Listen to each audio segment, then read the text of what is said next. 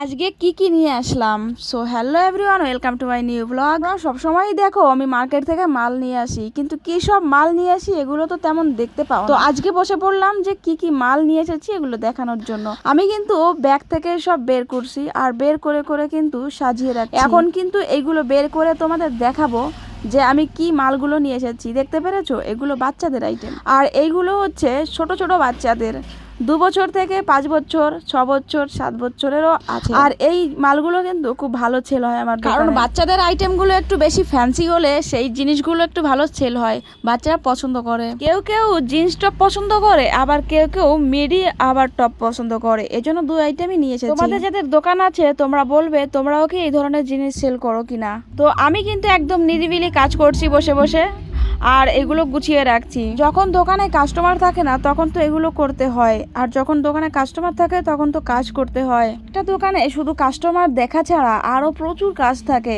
আর এই গোছ গাছের ব্যাপারটা হচ্ছে সব থেকে বড় কাজ। এগুলো সব সেট করে ঠিকঠাক করে সব এক জায়গায় রেখে দিতে হবে। তো এগুলো আমি আবার সুন্দর করে কিন্তু বেঁধে রাখছি, কারণ সব সাইজের মালগুলো আলাদা আলাদা করে আমাকে রাখতে হবে। আমার প্রতিদিন কিন্তু একটা করে ব্লগ ভিডিও আসবে, আমি যেমন পারি তেমন ব্লগ ভিডিও তৈরি করব। অবশ্যই তোমরা একটু দেখবে এবং আমাকে একটু সাপোর্ট করার চেষ্টা করবে।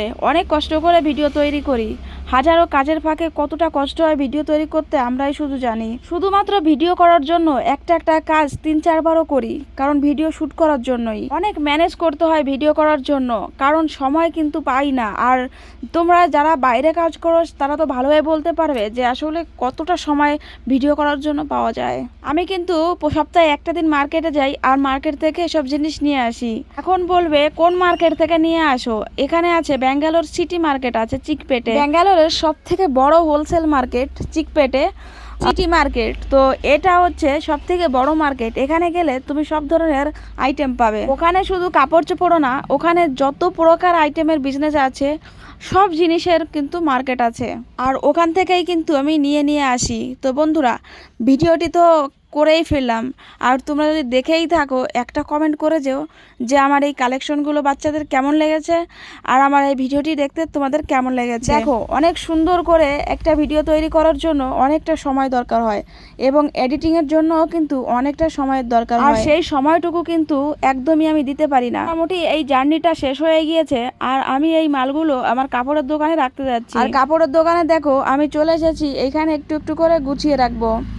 আর ওই দোকানে হচ্ছে বাচ্চাদের মাল একদমই রাখি না, শুধু লেডিসদের কিছু মাল রাখি আমার ওই দোকানটায়। বন্ধুরা, আমার ব্লগ ভিডিও আর বেশি বড় করব না। তো কেমন লেগেছে আমার ভিডিওটি তোমরা অবশ্যই একটু কমেন্টে জানাবে। ইউটিউব থেকে দেখে থাকলে একটা সাবস্ক্রাইব করো, আর ফেসবুক থেকে দেখে থাকলে একটা ফলো করে দিও। অবশ্যই একটা কমেন্ট করে জানিয়ে যাবে আমার এই ব্লগ ভিডিওটি তোমাদের কেমন লেগেছে। লাইক করতে ভুলবে না প্রিয় বন্ধুরা।